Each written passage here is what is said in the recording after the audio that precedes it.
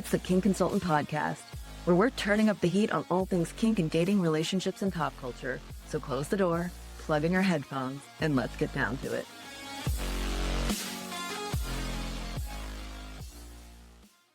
Welcome, everyone, to this week's episode of The Kink Consultant.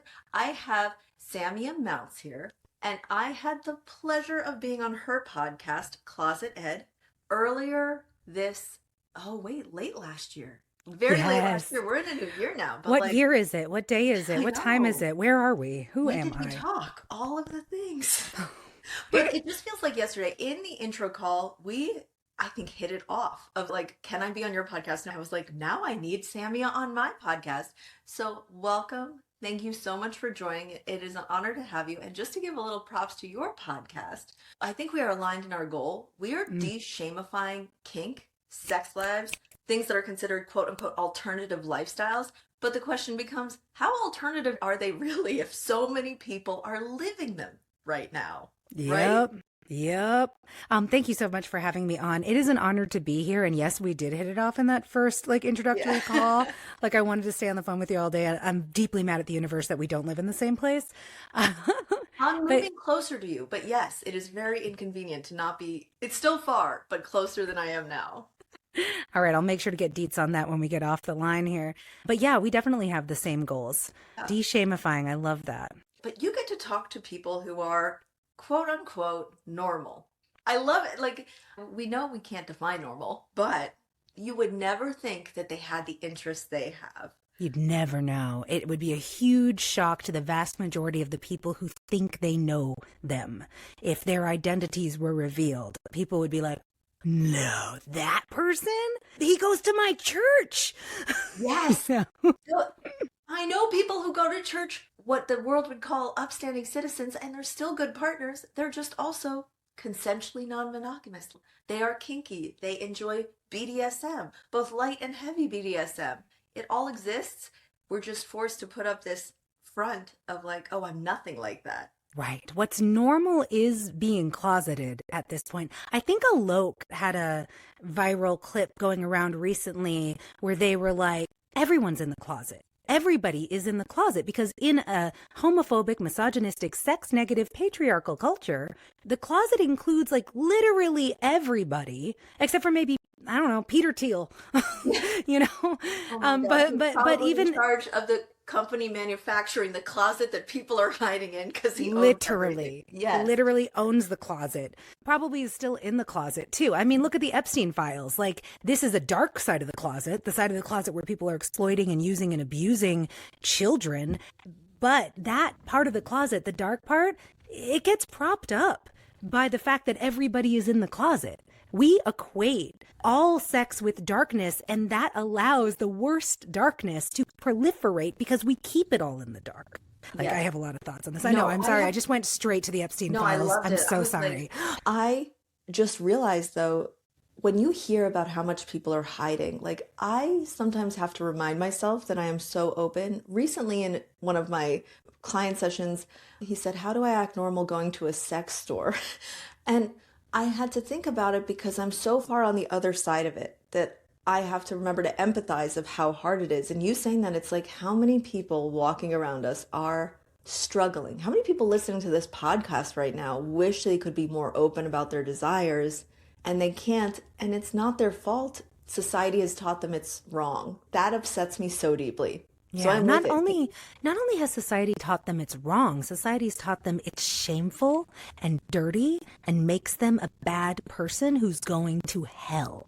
I know people who believed from a very young age into their adult years that hell existed and they were destined for it because they were sexually attracted to people of the same gender. Eternal torture and punishment, if you really believe that is your fate, is a terrifying fucking thing. Yeah, I am religious, but not to that extent of believing that. But it's really funny when you said that, I was like, oh, I constantly have to remind myself I'm not going to hell. And I was Catholic. We didn't really focus on the hell and eternal damnation part, but we did focus on how you should feel guilty all the time. All the time for everything. I do. I carry that. Also, one of the things I kind of forgot or didn't pay attention to was the fact that America while people came here for religious freedom, the religious freedom they came for was puritanical culture, and the English threw them out. They were like, you guys are nut jobs. Go to that country. And that was how our foundation. So it's not a surprising thing when the entire last 1492. I'm like, literally like, when did America start? But it built up from the ground up. It was about this puritanical culture, and the Pilgrims were in the 1600s. Thank you. Stupid Columbus and his egomaniacal crazy brain that was 1492. Yes. See, I had to start. No, I knew it was. I was like, well, it couldn't have been before that. But yeah, the Pilgrims, the original sex negative prudes, were the 1600s. And I wonder how many of them were getting up to shenanigans, because they were. Oh, they were definitely suppressing something. And Sure. I find that the angriest, loudest people are working the hardest to suppress something. And that's what you're seeing. I talk to enough people to have seen it. The person they present is not also the person that they feel deep inside. And the louder they are, the bigger the question. It's like that joke about people with big trucks or specific cars having like small dicks. It's sort of funny, but then it's also like, no, they felt they had something to prove for some reason, or they just like being in big trucks. I don't know, but there's something there. It's all in how you drive the truck, I think. Great line. But yeah, it's human psychology. I mean, a basic tenet of human psychology is if a person gets really defensive and aggro about something that doesn't seem like it should make them that way, it's probably triggering something in them that they're ashamed of or that they want to not exist. So that's why you get the worst examples of public officials going after gay people. Almost all of them end up being outed as gay. Yeah. Like, oh, you're trying to kill the thing in yourself that you think is shameful by taking down other people. And it really makes these people angry when they see other people living freely, because that's what they wish they could have, but feel they can't have. And that shouldn't be possible for anyone else if it's not possible for them. Yeah. So it's just like, I'm miserable, I'm suppressing, and you should too, God damn it. Yeah, and I'll make sure you do. That really does fall so much heavier on the side of sexuality. There is something about kink where it's definitely there, right? It's this shameful thing, but I don't feel people go after it as much because it's less public.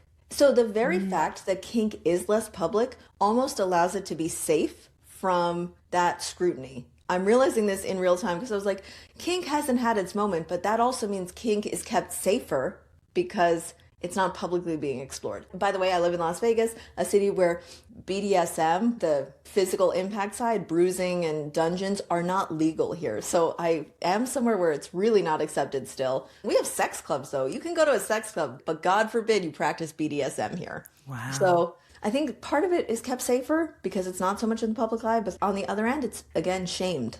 So are you not allowed to sell floggers and handcuffs in sex shops in Vegas? Because I find that hard to believe. No, that's so funny. You are. You just can't own a legal dungeon here. So you can have house parties. And there is one, within the last 20 years, there was a public dungeon here that the city shut down. Wow. Meanwhile, there are active sex clubs that you can go to any night of the week, totally legal to run. I wonder why. Do you know why? Have you researched this about Vegas? Because this blew my mind when you told me the first time. Yeah, no, the only thing that like anyone ever said, truly, there are groups trying to change the laws, but it is a law here. I mean, it's silly, but I believe it that the idea is when the city started, it was run by the mafia and sex is normal and good and okay, especially if it's like you're holding women to the standard, but kink is weird and that's fringe and it's not good for anyone to do. That's the only explanation I've heard so far that makes sense. And they're working to change the laws on it, as in there are people advocating, but also there's not like a huge push because it's like, can't you guys just do your own thing in your own home? And where do you go from there?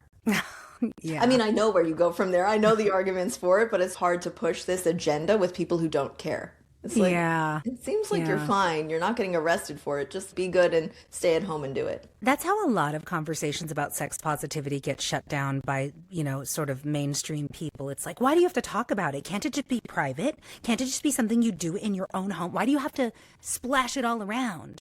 And it's like, well, I mean, the straights, when they get married, love to splash it all around. And, my father is deeply homophobic, but considers himself a progressive liberal. And he'll say things like, why can't they just not shove it in people's faces? And I'm like, You mean like holding hands in public or kissing in public? Because straights do that all the time. And that's not a problem for you. It's like, what are you talking about? So this like, why can't you just be private about it? Why can't you just be decent? Why can't you just have decorum? I think it's all in bad faith.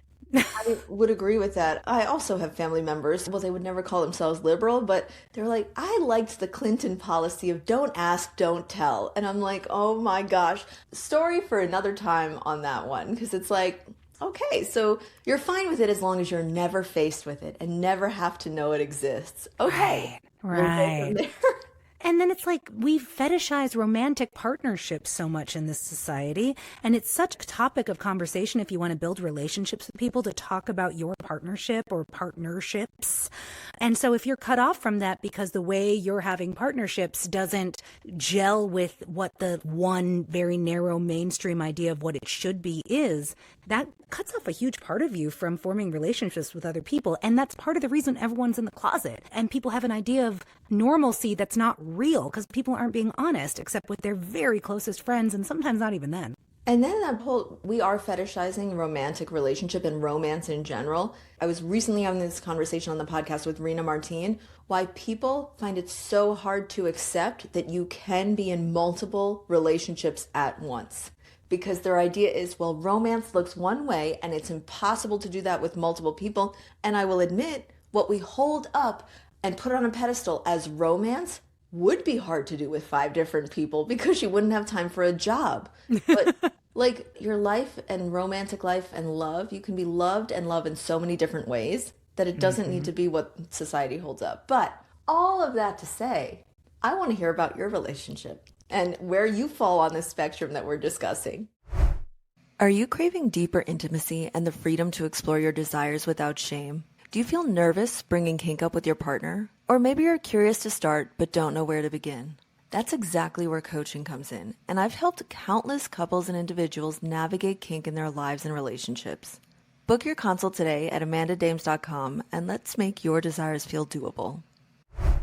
Okay, I'm polyamorous. I discovered that I was polyamorous many, many years ago when I found myself hopelessly in love with somebody who lived very far away from me and not willing to put my life on hold while they got their shit together to be closer, and not willing to do like a crazy long distance relationship. And I don't think he was at the time either. So we were like, okay, we've got this connection that's undeniable, but can't pursue it, moving on. And I was in my mid-20s at the time that this became a thing. So I moved on. I had a couple of relationships with people that I was very, very in love with and committed to. And my feelings for this other person who was far away never went away.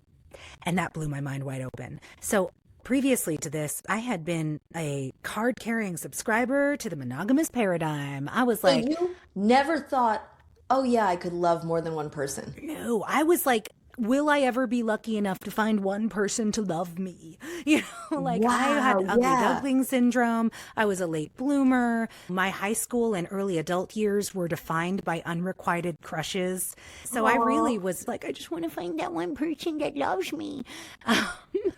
And I had this idea. I believed this common cultural myth that real romantic love is finite and limited to one person. And if it's not, then it's not real. You know, and even to this day, my mom will say, but do you really love them? Do you really love that second partner you have? Do you? And I'm like, yes. How many times do I have to say yes? Like, why is it so hard for you to understand? Do you love me and my sister? Yes, I love both of them. It is possible. Yeah, but it's different. How is it different? It's not different. People have this idea that romantic love somehow is different and operates under different rules. And I really believed that.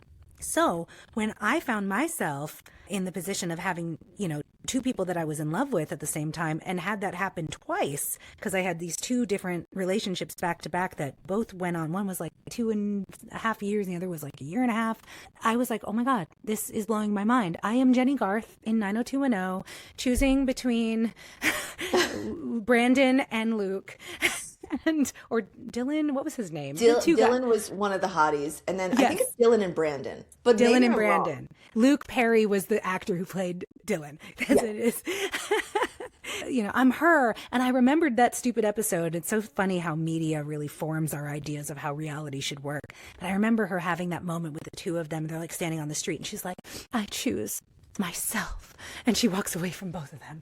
And that's usually how these things go in media. You either choose one or you walk away from both. Matthew Perry, in his devastating, heartbreaking memoir that he wrote the year before he died, talked about one of the happiest points in his life being a moment where he was dating two women and he had feelings for both of them, but he knew that couldn't continue and he had to choose, and he ended up sabotaging both of them. And I read that and I was like, oh my God, why didn't he see the third door? He's like a powerful man in Hollywood. How did he not see the third door here? So people really believe this, and I really believed it. But I've always been a bit iconoclastic, a little rebellious. I was the only gothic kid at my military base high school. Oh my God. Well, I mean, that tracks. There can only be one sometimes, but it's way more fun when there's a group of you. I wish I'd had some friends, but it was a very small school, very conservative military community. But yeah, so the second time this happened was that relationship that I was in was with a guy who was really, really controlling and jealous and possessive, deeply monogamous. He was the kind of monogamist that wanted you to cut off any of your exes that you were still friends with. Wow. And so I cut off this person far away for over a year when I was with him. And by the end of it, I was like, I'm never doing that again. That felt wrong in my body. That felt so wrong. And not only am I never going to cut him off again, I'm not going to agree to get into any relationships where I can't have what I have with him. If I get the chance to be with him, it's so good that I'm not giving it up. Life's too short. So I will no longer agree to monogamy in order to have a place open in my life for this person and any other person who comes along where the connection is that strong, or the connection is just compelling. And so I eventually moved into this philosophy of, I just want to let my relationships be what they are and not have any one relationship dictating what other relationships can and can't be. I don't think anyone gets to have that kind of power over my relationships but me. Yeah. Because at the end of the day, it's still your choice. Like, it's, even if someone tried to have that power, it becomes your choice. Like, that's what you're saying. I'm feeling really sad because you probably agreed to it because you thought that's what I'm supposed to do. I'm supposed to choose him, and the only way to prove I choose him is by cutting everything else off, and that's the way it's supposed to be. I had people in my ear like, yeah, this is the price you pay to be with a guy of that caliber. A guy who wants to marry you, a guy who wants kids, a guy with a good job. Everybody was acting as if I had this catch and I need to do whatever he said to keep him. The reality was it was a toxic fucking relationship. He was an insecure guy. He ended up marrying like this woman who was married that he was teaching guitar lessons to, who just does whatever he says. And that's what's going to work for them. And that's what's going to work for them. And that's fine, but it's not for me. It's so interesting, too, that for him, he was like, as long as Samia cuts off her satellite friend, then we're safe together. Yeah. And how'd that conversation go with the original guy? What are we calling him? Oh, we can call him Daniel. That's his real name. Okay. I was like, what fun name are we? Okay. How did that conversation go with Daniel both cutting it off and then eventually reaching out again? Well, so the cutting off was really painful. He understood, and he has historically dealt with pretty bad depression and feelings of self-loathing. So he almost took it like, yeah, I deserve this. You know, he's had that happen to him a lot in his life because, like me, he's very naturally slutty and polyamorous. So he's had a lot of people be like, I can't have anything to do with you anymore because you are corrupt to your soul. And that's just not true. He's got amazing character, but his natural way of being goes against all of the things that our society says are correct. So he kind of took it like he deserved it. But when I came back, that was really meaningful. And that was part of why I decided I'm never doing this again, because he immediately forgave me, immediately took me back into his life. By that point, he was dating somebody seriously that he ended up marrying, who said she wanted to be polyamorous, but didn't. And there's a whole saga with that. At this point, they're divorced. He and I are official, and that's great. But yeah, he just like immediately forgave me and said he understood and took me back into his life. And we picked up where we left off. That's a level of love that so many of us aspire to find, to be accepted and forgiven and still loved. That story has spun off into another question. if someone thinks they want to be polyamorous or they're in a relationship with someone who says they want to be polyamorous, I would 100% you believe what people tell you, and people will tell you who they are, but sometimes they might not be ready for the struggles. It's hard to have one relationship. I imagine it's slightly harder to have multiples. Do you have any advice or tips on what questions you can ask or how you can know that the person you're with is really polyamorous? This is really tough because, my marriage is at this point pretty much a friendship and business collaboration because he thought he knew what he was getting into with polyamory, but it ended up being much harder for him to actually do in practice than he thought it would be. So I was so close to having two serious partners, but I think I'm just going to have the one in all my comments. I don't know. Miracles could happen. We're talking now and it's nice. But for now, you mean you're just going to have that one? Yeah, I think right now, really, as far as serious partners go, it's Daniel, because my husband and I have sort of like cut off the romantic part of our relationship. And it has a lot to do with me having another serious partner. And I thought I had things figured out. Like I couldn't have been more clear about who I was at the beginning, but we got married really fast for financial benefit reasons. And also we really loved each other. Yeah. My advice, don't get married fast, Yeah, it takes a couple of years of living with a person to really know them. And living that lifestyle, living the polyamorous lifestyle, or even the monogamous lifestyle. You can be together a long time and realize, wait, this is it. I want more. Yeah. And I would also offer the advice, particularly to women, but I think there are some men who do this too. Don't run yourself over for your relationship.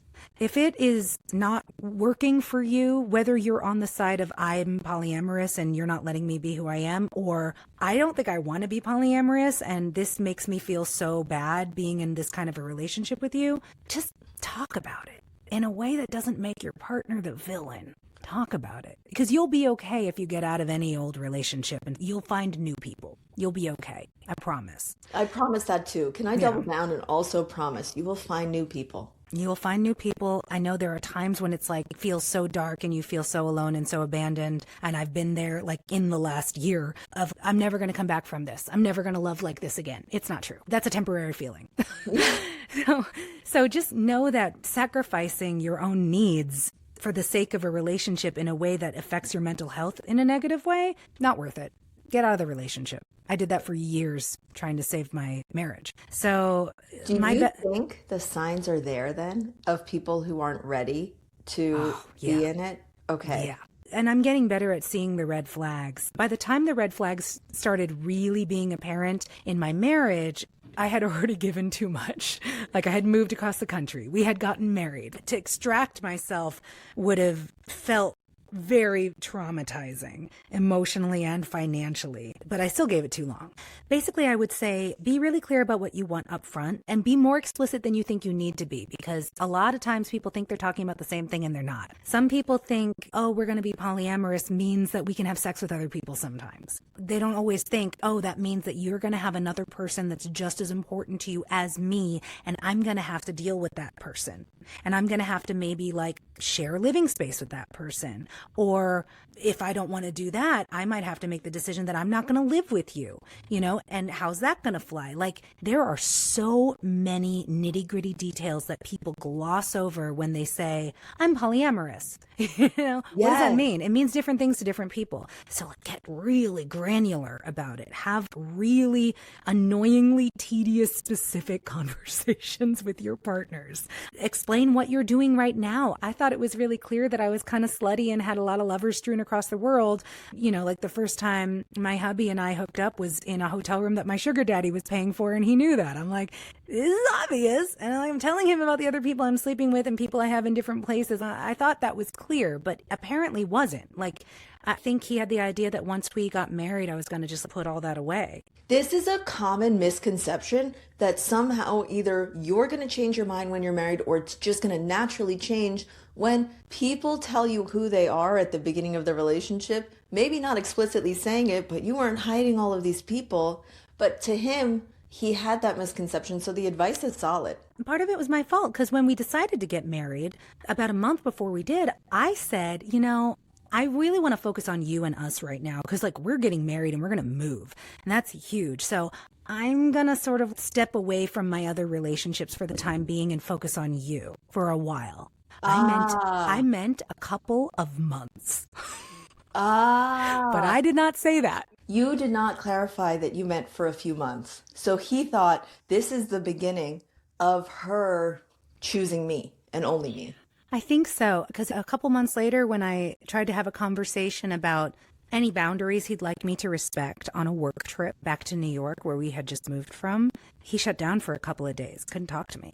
And I was really surprised by that. And it was very hard to process because I suddenly felt like, oh my God, my worst nightmare is being in a relationship that's hard to get out of with somebody who's not cool with me having other partners. Oh, so you were in your worst nightmare. I was in my worst nightmare. And were you processing that at the moment? Did you realize you were in your worst nightmare, or were you thinking, oh, it'll get better? I thought it would get better at that point. And I had once before been in a serious relationship with somebody who was cool with non-monogamy at first, but then like 7 or 8 months in, he had a mental health episode and ended up really depressed and told me that while he had been into it, now that he was depressed, it was hard for him.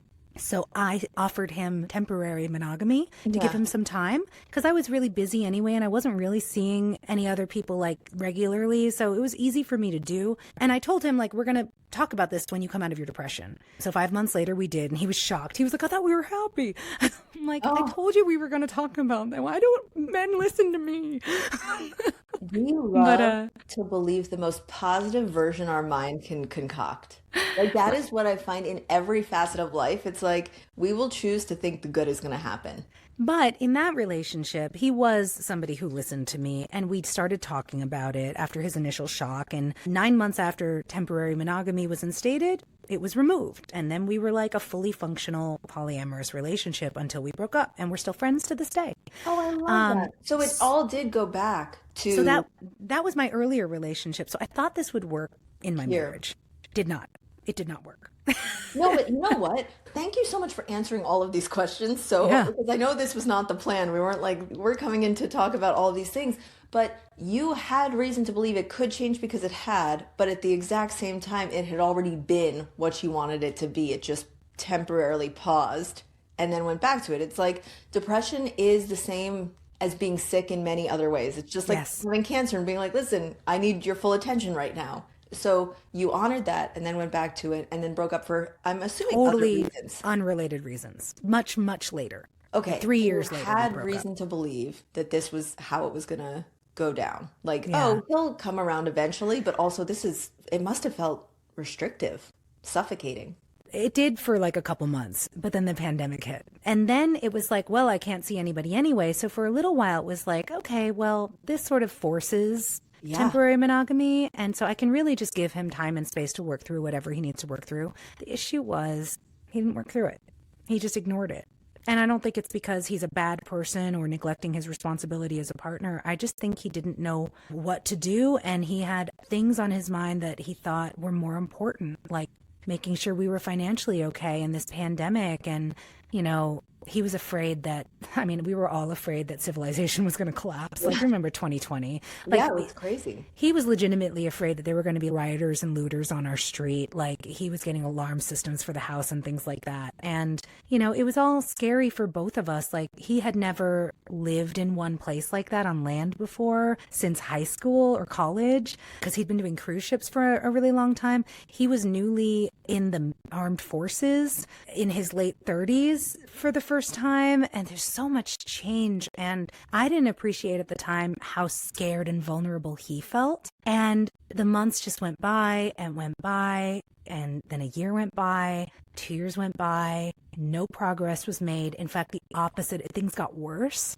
And I like tied myself up and put myself on railroad tracks. I made bad decisions for myself. I thought I was prioritizing my relationship at the expense of myself, and that created such a toxic dynamic. And neither one of us showed up really well, but I'm trying to be as, you know, compassionate as possible.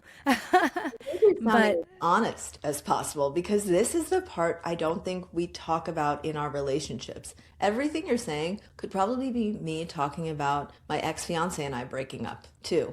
Everything you just described about what I was burying my head in the sand or thinking it would get better or being like, it can't always be that bad. We've had good times before. And at the same time, We were in couples therapy together, but was I really trying to move things forward in the relationship or move back in the direction of what was going well? Looking back, probably not, you know? And you're saying the same thing.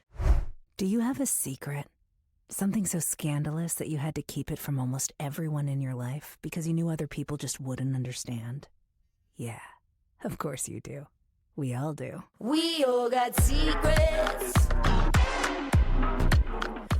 I'm Samia Mounts, the host and creator of the upcoming podcast Closet Ed from Kirkcombe Media.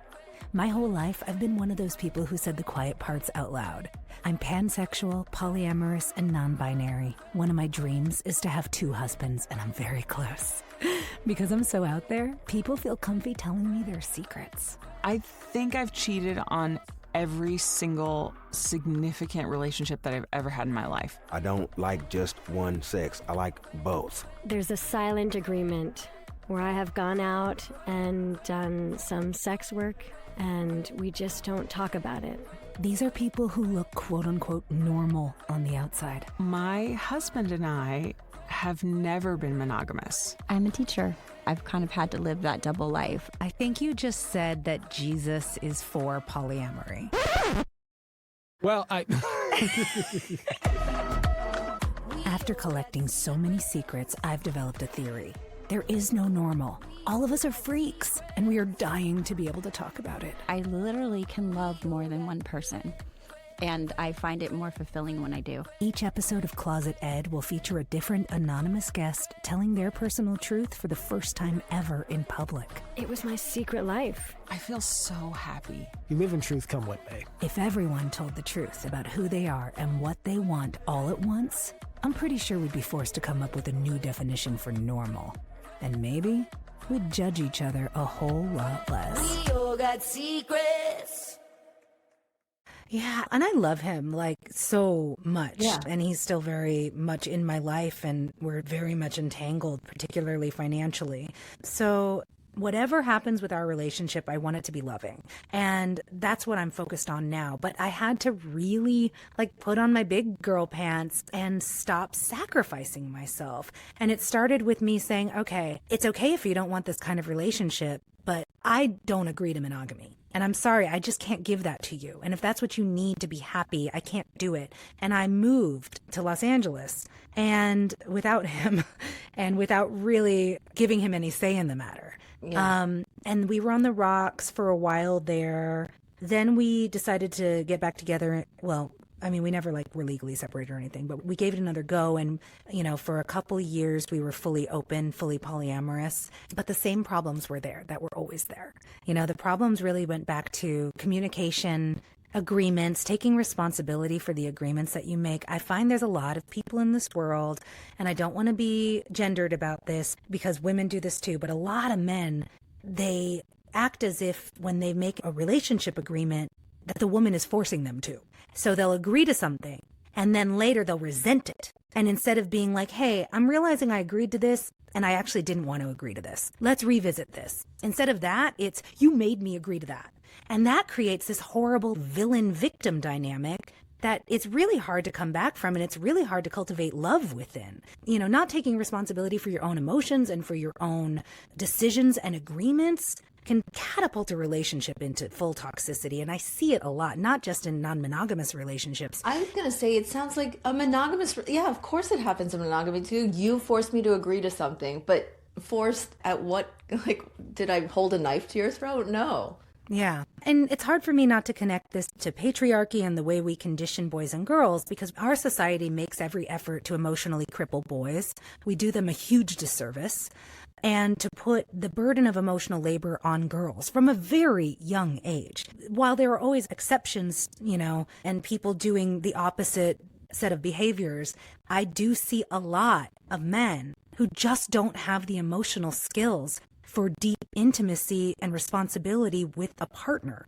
And it's so sad because they're not bad people, you know? They really feel justified in how they're behaving, but it's not okay. If you're in a relationship and you're an adult and you make an agreement, nobody fucking forced you. Unless a gun was being held to your head. Literally. You're not being forced. Yeah. Somebody can say, I'm going to leave you if you don't do this, and it's still not forcing you. Because guess what? You're allowed to say, okay, leave me, because I don't want to do it. 100% that. Yes, you do. There's accountability. You have accountability and you're allowed to make your own choice, as opposed to, I can't think of a single decision I've made in the last 3 or 4 years that was not actually my own decision.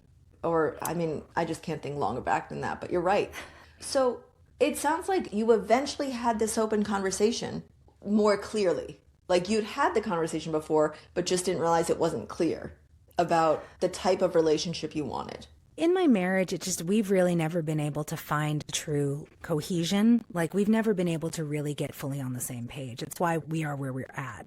And I'm starting to have these negotiations with Daniel because we're sort of at the beginning of things. He's still long distance, but he's going to be here sometime in the next few months.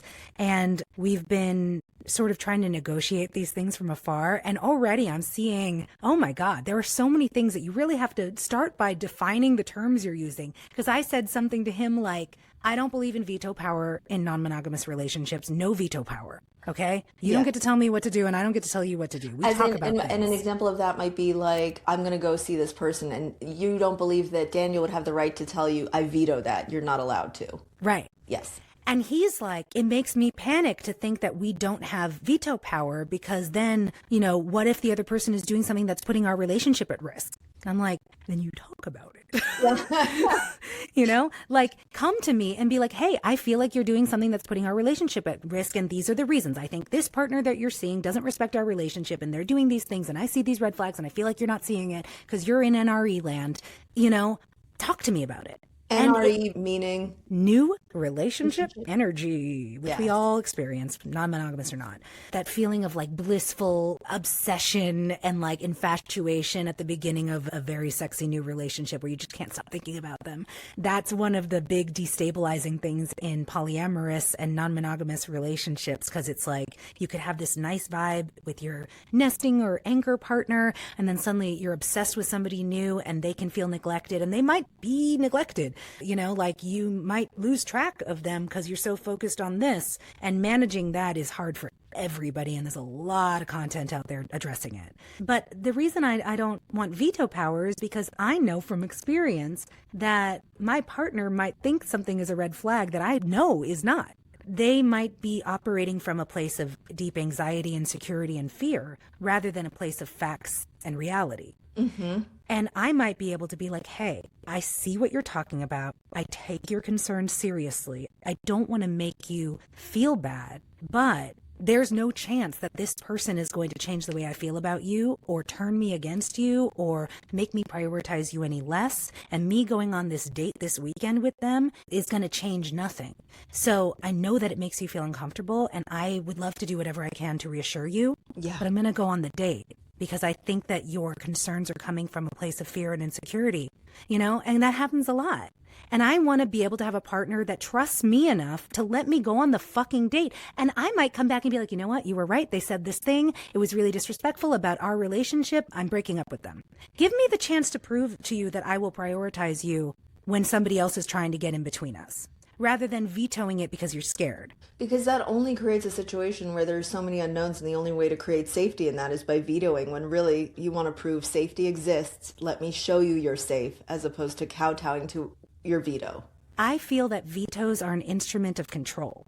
However, in this conversation with Daniel, it came out that he sees vetoes as boundaries, which I define differently. Yes, you can have a boundary. You can say, for example, say I was drinking way too much. Say I was becoming like a violent alcoholic. You can say, if you keep drinking, I'm out. That's my boundary. I can't be in a relationship with somebody who is a violent alcoholic. That's a boundary. All right. That's not the same as veto power. No. And I think what this has to do is he's very new to the idea of having like a fully polyamorous relationship with agreements that are kept by both parties. He's never really gotten to have that because in his last very long marriage relationship, it was not like that. They'd make relationships and then later she'd say he forced her. So the vibe I was describing earlier, or agreements, relationship agreements. And so he's not used to that. And he's defining the terms differently than I am because he's not as well versed in the community and the collective consensus on these terms as I am. So now we have to have a conversation where I'm like, wait, let us define veto power because it's different from boundaries and it's different from ultimatums and deal breakers. Veto power is basically saying you're allowed to say, I veto this and I have to do what you say. But there are going to be times when you're going to want to veto something and it's not appropriate. And when I want to veto something and it's not appropriate. Like, I would love to say, you can never talk to your ex-wife again because I think she's a toxic cunt. You know, I would love to say that. Yeah. She was abusive to you. She's horrible. I hate her. Don't ever talk to her again. I veto you having a relationship with her. That wouldn't be appropriate. They were married for a really long time. And I'm sure they have things to say to each other. And it might actually be good for both of them to do that. And if he wanted to do that, he's allowed to fucking do that. I don't get to tell him what to do, even if it makes me uncomfortable, which it would. That is so healthy, though, to recognize that, like, oh, that might actually be good for him. Or even if it's not good for him, you trust him to come to that conclusion on his own, even if you do, like, tell him how you're feeling. It's trust. And it's trust. So I don't want to replace trust with control. Veto power to me means control. I would rather let us trust each other when we're going to make mistakes. And we have to be able to recover from those. And that's another thing. I think a lot of people go into relationships thinking, gotta be perfect. And nobody's perfect. I think we've got to be able to cultivate compassion and forgiveness and true forgiveness in relationships.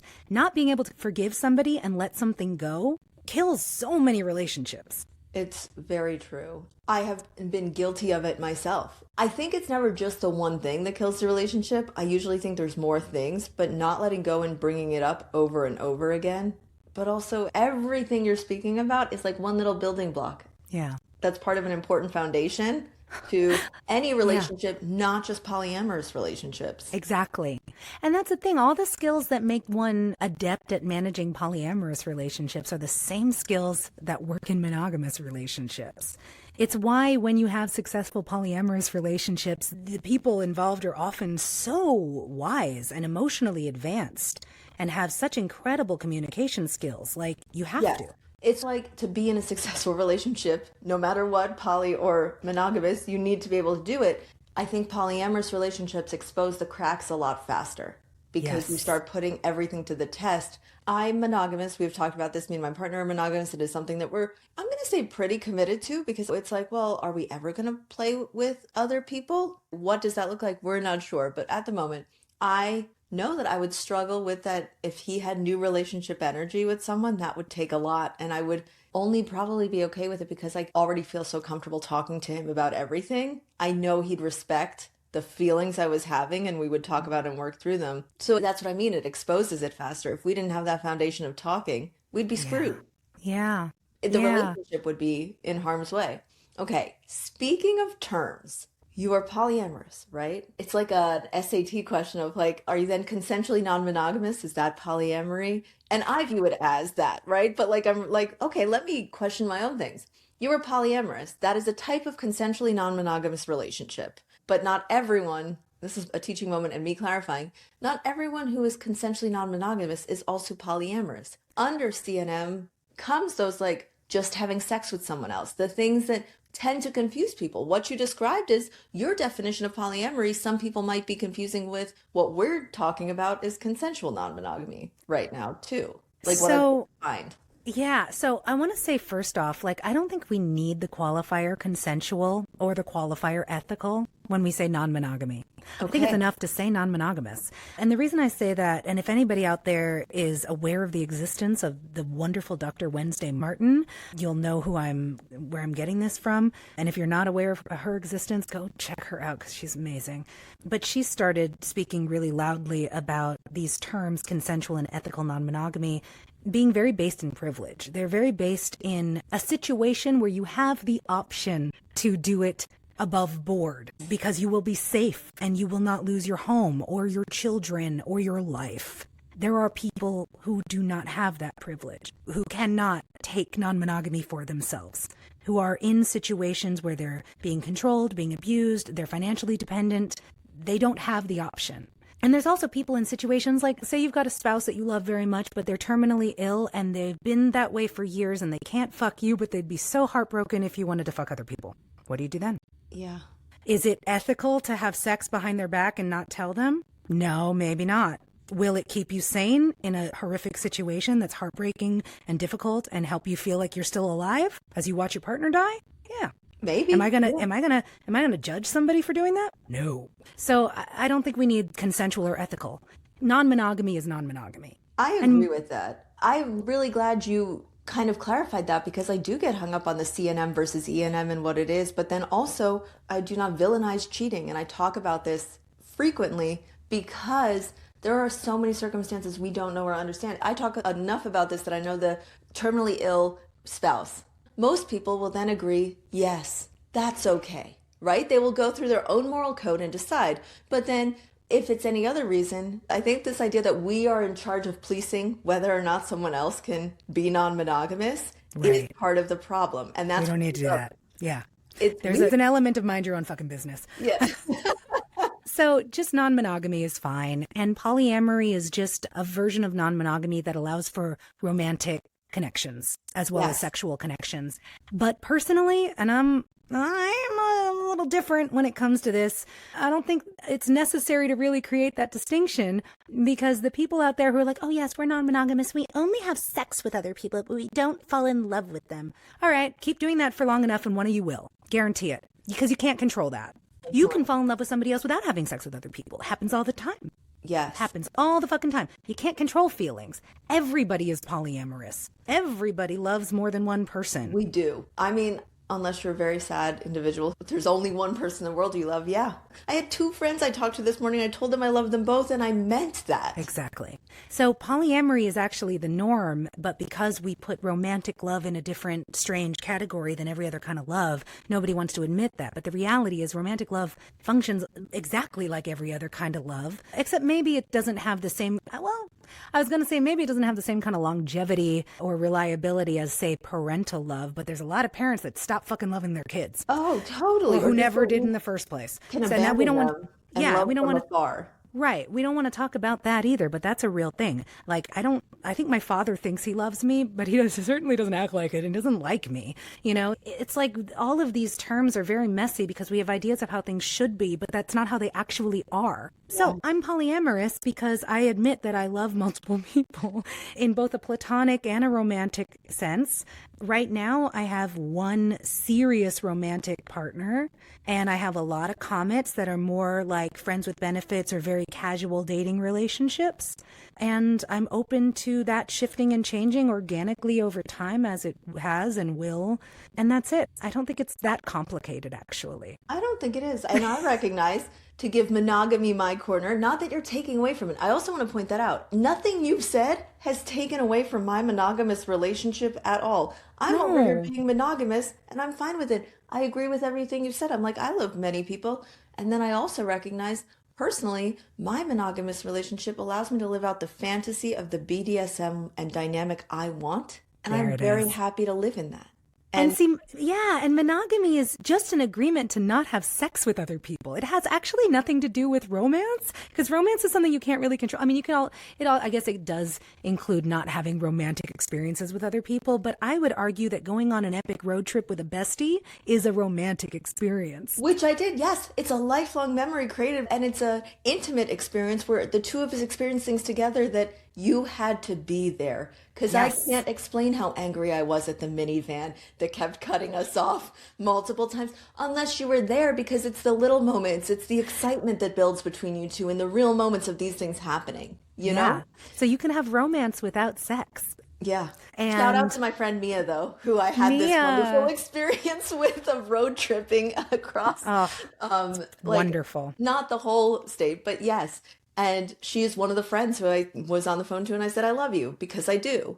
Yeah, and I think that's important too. I see it on both sides getting caught up because you can be one, you can't be the other, or the other is wrong, or feeling defensive of it, you know? And I want to address that of like, you can be polyamorous and you can be monogamous, and both are totally valid choices for yourself that I don't need to get fucking involved in, you know?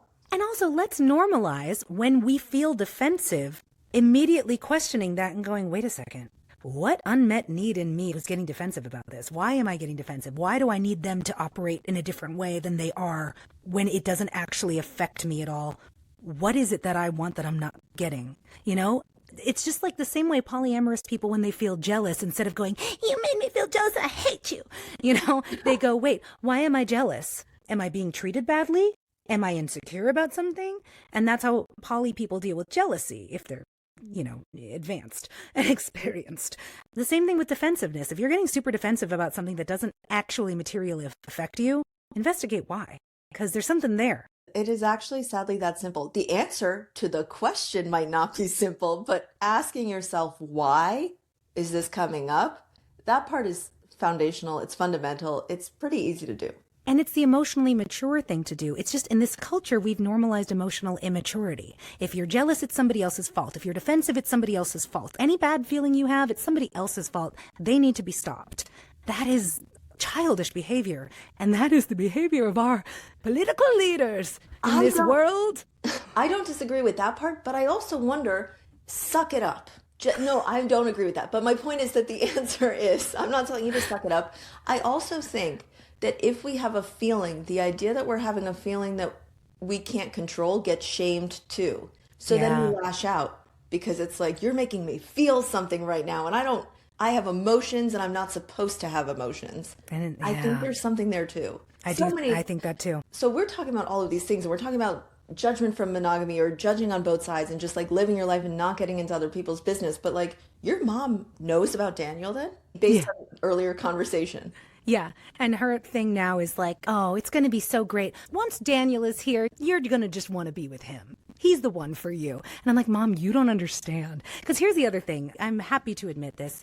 Polyamory and non-monogamy are a little easier for me because I have a kink about seeing my partners with other people. So it will be very exciting for me when Daniel is here and I start loaning him out to my friends. Oh, I understand that. I have been in non-monogamous relationships before, and I understand the like, oh, this is kind of exciting. This is so kind hot. of quite literally titillating that they are off with someone else. I have enough friends that are beautiful and wonderful and undersexed that I'm like, just wait until Daniel gets here. I'll have him take you out. And it brings me joy. And also, I have multiple existing relationships. None of them are like serious, entangled, committed relationships, but some of them have spanned years. And they're warm and they're loving and caring. And I don't want to give those people up just because now I've got my anchor partner here with me. You know, those relationships are as important to me as any platonic friendship. They're real. They're supportive. They're not solely based on we get together and have sex. It's like we have phone calls. We text. When we hang out, we spend more than half the time talking and chilling and catching up. They're real relationships and they count. Just like a friendship that you see the person every other year, but you pick up where you left off each time counts. These romantic sexual relationships count. And I'm not going to just cut them all off because I've got somebody that I want to live with. Is there a right answer to this question? Do you think there is an amount of healthy sharing versus possible unhealthy sharing with your partner? Like, is there a right way for everyone? There rarely is. But basically, do you think that people should be super honest and open about all of their relationships with their anchor partner, or is it nuanced? It's very nuanced. Okay. I think when it comes to sexual health, you need to be explicit about expectations. And if you break agreements concerning sexual health, you need to be honest and transparent about that. I mean, I want to hear all about it. I'm like, that's hot. Except if, like, for example, if Daniel had a partner that I did not think was attractive, then I wouldn't want to hear about it because it won't do anything for me. No way. So you need to imagine it and it gets you excited. But you don't have a say on whether or not he can be with someone you find unattractive. Like, he gets to choose whoever he wants. And I'm sure he will be into people that I don't personally find attractive because he doesn't have a type. And I mean, he's a lover and it's a beautiful thing. And I love that about him. So yeah, like there will be partners he has where I'm like, tell me everything. And partners he has where I'm like, I don't need to hear about. I mean, it's not going to ruin my life. If you want to share it, I will listen. But if it's starting to give me active ick, I'm going to tell you to stop. Okay. And that has to be okay too. Okay. So and then that there's is people how who are like, it is. Yeah, it's really nuanced. And then there's people who are like, I don't want to hear about it at all. I'm fine with you doing it. I don't want to imagine it. I don't want to know the details. I just don't want to know it. I just don't want to. It's a turnoff. And you got to be able to respect that. Like, that's okay, you know? And it's tough for somebody like me when it's me and my other encounters. I do want to share. Like, I want to share with my anchor partner, like, what happened and the details and, like, the stuff that made me giddy and glowing. And if I have a partner that I'm serious with who doesn't want to know, that can feel a little bit like, oh, wah, wah. But suck it up. That's their boundary. It's not a deal breaker for you to not be able to share it. No. Okay. You know, you got to be able to roll with people's stated boundaries and comfort level with things. And, and there's a good rule in developing new polyamorous or non-monogamous agreements that you go at the pace of the person who feels the most anxious about it. The person who least wants to move forward in this direction, you go at their pace. And I agree with that when you're starting from the beginning. I do feel like in my marriage, I didn't get the opportunity to do that because I thought we were like fully aligned and then we weren't. Yeah. And I was at a point in my life where I was like, I really won't be happy pulling back as much as you want me to pull back. Because I think he really wanted just like years of us being monogamous and happy with it. And I was not like going to be 5 able to to 10 do it. years. He wanted a long-term investment to feel secure. I don't know if there's a number that anybody could put on it, but I know that he expected and wanted me to just want to be with him, and that was not going to happen. And it was like, if we had both been more mature and clear, we probably a lot sooner could have gotten to a point where it's like, man, we fell in love so fast and we really didn't understand what we wanted. Very, very relatable, I think. Yeah. I have a lot of hope for us to like find a relationship that works, because he still feels like family to me. And I think, maybe, who knows if he always will, but I want to say he always will, because I have this incredible love. And I think he does too. And, so we'll see. And another common thing in polyamory is to not throw relationships away just because they didn't work as the style of relationship you started out as. We fell in love in 2 weeks. We were engaged at 2.5 months, and we were married after 5 months. It was a whirlwind, and it was more than either one of us was really prepared for. And it doesn't change the fact that we had this instant, deep connection. So I don't want to throw him away just because the style of relationship we got ourselves into from the beginning hasn't been working. I want to see if we can keep the amazing amount of good stuff that we have and find a way to let go of all the stuff that hasn't been working so that we can still love each other in a way that's functional. Mm-hmm. Yeah, because it's not over. The story's not over. The book is not closed. It's just moving on to a new chapter. Yeah, it gets me emotional. You don't see it. I'm all harsh. Yeah, that's understandable because change, good and bad, can be emotional. Yeah. Transitions are hard. It's a transition. Yeah. But one of the things that I fight actively with the monogamous paradigm is this idea that you have to throw people away if a romantic relationship didn't work. And I hate that. I don't think that is healthy. I don't think it's humane. That's not how I want to live my life. I don't throw people away that I love. If you abused me and treated me badly and I don't feel safe with you, then yeah, I will not talk to you again. But that's not the case here. That's true. I still consider some of my exes friends, even if we don't talk as often. It's not like that person is persona non grata and I will never speak to them again, ever. Right. Yeah. I mean, there have been ones where they're like, no, this is done. And that's like a mutual agreement that like, wow, this really went so bad. Yeah. But I know. And I want you back on in a year where we can talk about the updates and like, well, what happened here? Because I feel like you have so many interesting things coming up in the next few months. And Daniel's moving to your city. Yeah, he's coming here. Ah, so exciting. I'm so excited. Oh, it's going to be good. This conversation took a turn when I asked about your relationship, and then I was like, wait, I can just ask questions and she's going to answer them. And I didn't prepare you for that. So like, I appreciate you being so honest. Is there anything you wanted to talk about? We're going to send people to your podcast too. Right now, I'm building my podcast and my audience. So anybody who thought that they liked what I had to say can email me, can DM me on social media, and I'm actually accessible. And that's not always going to be the case. So guys, like, get in touch, listen to my show, send me your thoughts. If you have anonymous confessions that you want on my show, record a voice memo and email it to me at closetedpodcast@gmail.com. If you think you'd be a good guest for my show, email me. Yeah, get in touch with me. Right now I am accessible. I am talking to people. I'm giving advice. I'm taking questions. I'm answering them on my show. Like, let's talk. That's what I want to say. I love it. And as someone who's had the honor of getting to talk to you for so long today, and as a friend, a longer term, take that opportunity. It has been such a pleasure. Samia, I love your voice. Like, I think there were moments where I didn't even ask a question because I was like, no, I just want to hear her talk for a little bit longer about this. Thank you. This will all be in the show notes, but where on social media can we find you too? Yes. So my personal accounts are Instagram and TikTok at samia.mounts. That's SAMIA.mounts, like she mounts the horse. It's a complete sentence and an accurate one. You can find my show's Instagram account at Closeted with Samia. That's the only place the show has its own account. Everywhere else, it's just my account and I talk about the show. Yeah, that's it. And the show, of course, is available everywhere you get your podcasts. Right now, I'm producing in between seasons bonus content. It's all interviews with amazing people like Amanda, and that is mostly video content. So it's on YouTube and Spotify, but then audio only everywhere else. My second season is in production right now. If you are new to me and my show and you want to check out the actual show, go back to the beginning of the show. Listen from episode 1. Don't listen to the most recent things because that's not the show. Those are the bonuses. I love it. And I was on a bonus episode. You were a bonus episode. Yeah. You're a very popular bonus episode. People love you. I love you. Everyone also go listen to my bonus episode. But yes, definitely check out Closet Ed. You are going to enjoy it. I think there's a lot of overlap over the people who enjoyed our conversation today and people who are going to enjoy your podcast. And I love that we got to have it because now you were in the hot seat for today. And thank you. I know. And I'm like hot. I'm like actually sweating. In many ways, you are hot. Yes.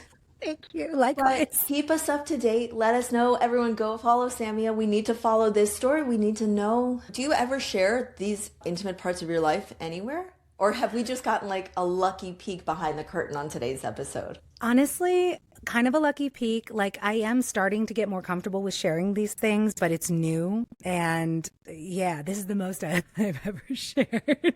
I'm totally fine with this being your safe space to open up on the Kink Consultant podcast so we can talk about it.